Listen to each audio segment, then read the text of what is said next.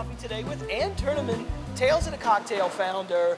I'm just, Tales of, you have single-handedly changed drinking, in this town. There's no way to look at it any different. Okay, so Tales of the Cocktail, for people who don't know, what do you classify it as? The easiest way to describe Tales of the Cocktail in New Orleans is really like a cocktail convention, for lack of a better word, for the professional mixologists. So, we have people from 35 countries that come to New Orleans. 35 countries come to New Orleans. It's insane. It is. We've had people from Israel, Ghana, China, Japan, New Zealand, all over. And they come to New Orleans to learn. So, we'll have 84 seminars, we have tasting rooms, we have dinners. So really, it's where the professional, bartender, mixologist comes to learn every year.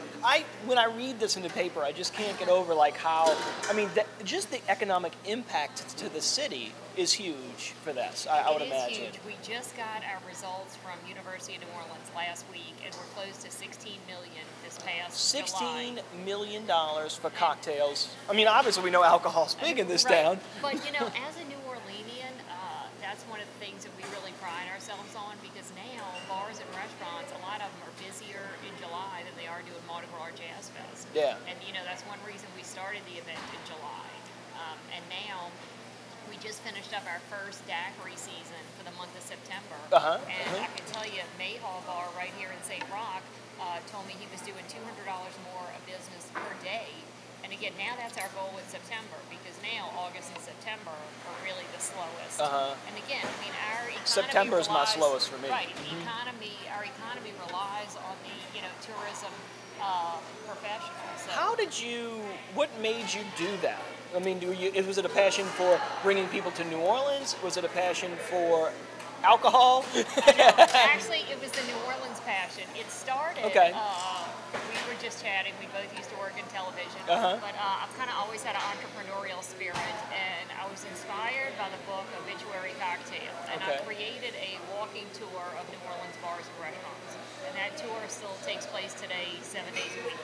And really, the idea was to tell people all the Obituary Cocktail. That's yes. Is that the Obituary start in Blacksmith's? I know, there actually is an obituary cocktail. It's kind of like a hybrid martini with a little drop of absinthe. But the great thing about New Orleans, I want to tell people the stories of all the famous drinks invented here, all the famous spirits invented here. And the great thing is all of these bars are still here. You have like Antoine's, it's been around since before the Civil War. Yeah. Napoleon House. Again, you mentioned the Fizz Blacksmith Shop. We have some of the oldest gay bars in America.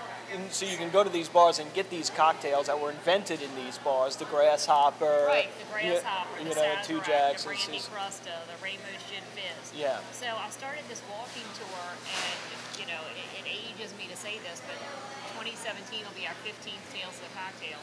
But when I started the tour a year before that, too, there was no Facebook, there was no Twitter, there was no YouTube. It was like you had to get out and really hand sell and hustle. So I was always doing a lot of promotions and marketing, which that's my background.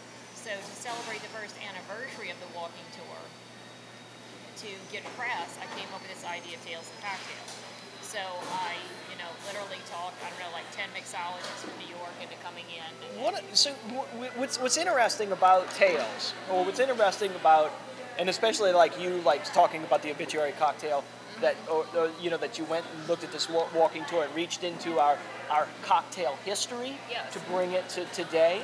And what I've noticed about a lot of cocktail stuff is all history stuff. Yes. But has it ever occurred to you that since you're doing all this cocktail history stuff, that the Tales of the Cocktail of 100 years from now may be talking about you? Not exactly, but that's interesting because people ask me all the time, it's like, did you know what this was going to be? Did you set out to be this? And it's like, honestly, no. But I think that's one of the greatest things is that you have no idea how, big something can grow. I think of, here's Oprah Winfrey, this little girl from, backwoods Mississippi. She's one of the most influential people on the planet. It's like when she was a kid, she couldn't have dreamed that big. Yeah. But I love that we've been able to have such a positive impact. Because I really do think that when we're talking about cocktail history, 25, 50 years from now, that Tales of the Cocktail is going to be a huge part of it. It was a big resurgence, and I think it will because there's several big things that happened since we started the event. But one is it's okay to be a bartender again now. A bartender is considered a career, not a part-time job. Right. Similar to chefs. There's a focus again on quality. Cocktails are having a renaissance, which they did. They were very strong before Prohibition, and Prohibition kind of like ruined our industry. Then you got into the pre-prepared lime juice and number 10 cans, which restaurants did too. And as they started phasing out of that, no, but you're right. I definitely think the movement has a bloodline back to Tales of the Cocktail. Yeah. Because when you get people together, it's like things happen. Oh, that's definitely like, occurs. and that's very interesting. It's one of my favorite things about being here in St. Rock is because the new barbecue guy, he's got 2 barbecue sauces. One's his barbecue sauce, another one is his barbecue sauce with coffee. Right, and it's because I'm like, here, play with this. And so now he's got that permanently over there. No, and I so love that, exactly. the collaboration things happen.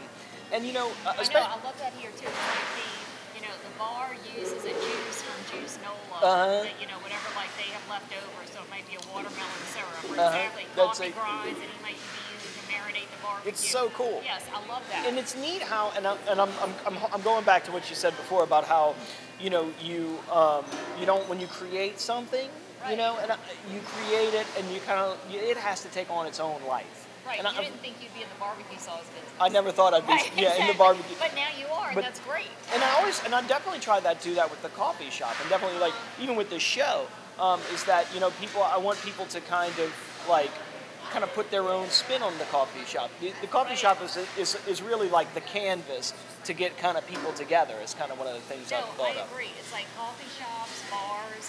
They're all these community gathering places. I mean, I honestly wish if we could vote again in bars, voter turnout would show up. But they have always been these meeting places, and the power of that is amazing. After Katrina, there was a coffee shop, actually it's reopened now, called Fair Grinds, right around City Park. And I had some friends, and they used to go there all the time. And on Christmas, Thanksgiving, they would give away free coffee to everybody, and we'd do runs around there. Well, after Katrina, what was amazing, it took them 18 months to get open, but the people that used to go there would bring their own coffee then hang out and in their the own front. chairs and sit outside, because it was really about the power of getting together. So, and it's funny, so I'm going to interject this here, because you come into the coffee shop all the time, but you don't drink coffee. Right. I do like your my iced tea. I do like your Fizz though too. Oh, my Rock Fizz. Well, my Rock Fizz is very, and one of the reasons I'm really excited to have you on the show is because a lot of the stuff I do, I look at like for example, I look at the Sazerac, and I take something simple like that. So the Rock Fizz is espresso, simple vanilla syrup, orange bitters, and an espresso, and your fizzy water. And a little splash of fizz, and it's shaken. So it's a shake and drink. So it's much like that. It's got the base of the coffee. It's got the sweet of the sugar. It's got the bitters. Yeah, and not only that, but I'm gonna because I don't know if my iced tea is my iced tea. I created that as well. I love your iced tea, and I love your ice. And I have to say, I'm very picky about iced tea. I'm an iced tea fanatic. Okay,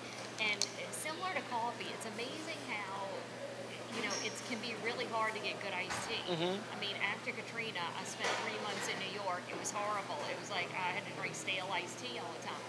It's like there's nothing worse than bad iced tea. When it's left in the container overnight, when it's or old. When it's I know. We throw it. We brew it fresh. We throw it away. Exactly. But yours is great, and it's like but it's actually iced tea is not meant to be instant. It's not meant to be pre-flavored. It needs to be brewed fresh. Faux lemon. I mean, I grew up. My mom brewed iced tea on the stove constantly. But you have good iced tea. And it's actually it's actually thought a step before that too, because the tea is a blend of different teas. Okay. So teas, it's the same plant, but it picks up, depending upon where it's grown, it picks up different flavors. So in my iced tea, I have tea that's in there for an area in the world, that's in there for body, that's in there for color, that's in there for that dusty note that you get.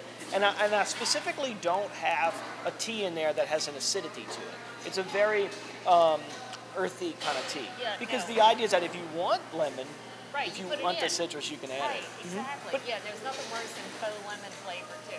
But no, so I come get your iced tea all the time. Of course, your employees know me. But again, I like good iced tea. Plus, I like to support local businesses. You know, it's like if I do get, tea, it could be from you, it could be from Orange Couch, whatever. But I have my local businesses Just that let I you like go get the support teas. versus But it's chains. definitely, it's definitely cocktail inspired.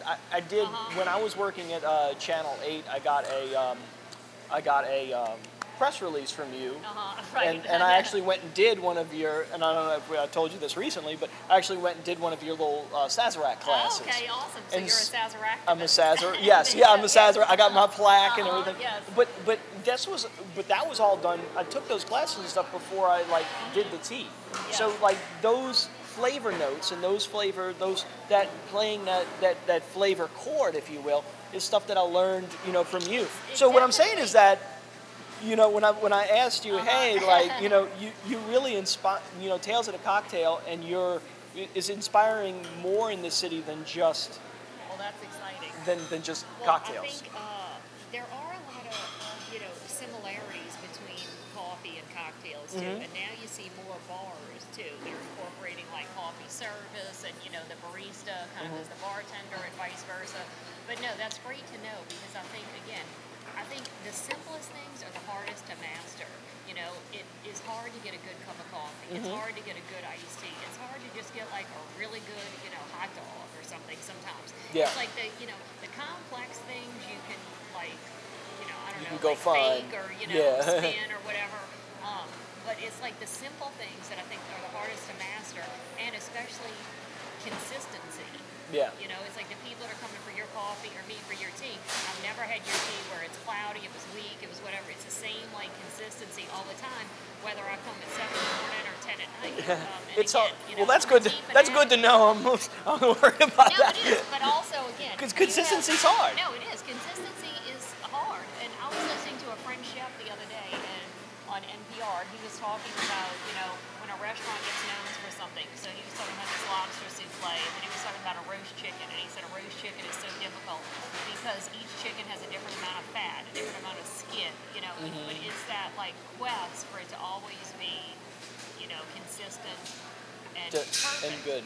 And I think that what happens is customers don't always articulate a change, Yeah. but they know it. Yeah. Like, kind of like not the same. Oh, It's like they don't say, oh, he took out the, this element. They can't articulate that. Yeah. But they know it's different. Different, right. But the same thing happens when something's better. It's like when a person has a really simple, well-made margarita, like fresh lime, Oh, yeah. tequila, again, they don't always articulate it. They're like, oh, that was a really good That's a margarita. great margarita, And yeah. they go You back notice to that. that particular place. They don't say, hey, oh, I noticed that this juice was just juiced in the last 4 hours. But again, they know it tastes better. So, and then once they've had that, they don't want to go back. Yeah, they don't want to. Right. And you're like I said, you're an inspiration to me, flavor-wise. Thank you. You're an inspiration to me. I look forward to seeing all the other combinations you come up with. So. Well, and just your entrepreneurial spirit is an inspiration to me. Like, you can't give up. Like, just because it's Saturday doesn't mean you take off when something's your passion. Yeah. And so, because I like When on you're your an face. entrepreneur, you're all in. You have to be, or it doesn't work. I met somebody who opened a bar one time, and he told me that he was looking forward to it in about a year. He was going to be traveling, etc. And I didn't want to break it to him. It's like, It doesn't work like no, that. I mean, 15 years in, it's like, and people, I finally gave up. People would ask me about balance or whatever. It's like, you know what? I'm over that, because if you love what you do. I don't ever want to retire. I love to do this. Me too. I see you in here on the weekends with your family or whatever. It's Yeah. like you enjoy it. I And enjoy it's the it. same with me. It's like I enjoy, visiting, bars and meeting new people and reading recipes and constantly challenging myself to, okay, what are we going to do new and interesting and innovative this year at Tales of Cocktail? It's not work. It's not work. Right. It's So not work. it's not, And that's the 'cause best again, you part. enjoy it. I It's enjoy like- it. I mean, obviously there are work parts to what you do. Right. There's work parts to what I do. But when you really see it, and when you see it manifested in the coffee Right. shop, when you see it manifested in Tales of the Cocktail, that is globally Right. a thing. You get to see happy customers all the time. Yeah, it's- No, the thought of retirement scares me. Yeah. I mean, it does, because I'm just like, I don't want to, not do anything. Yeah. So, it does. It scares me. We'll keep it on. Good. All right. Keep it on. Thank you so much for coming Thank you by. for It's been a having me. pleasure I'm to have you on excited. the show. Thank you very much.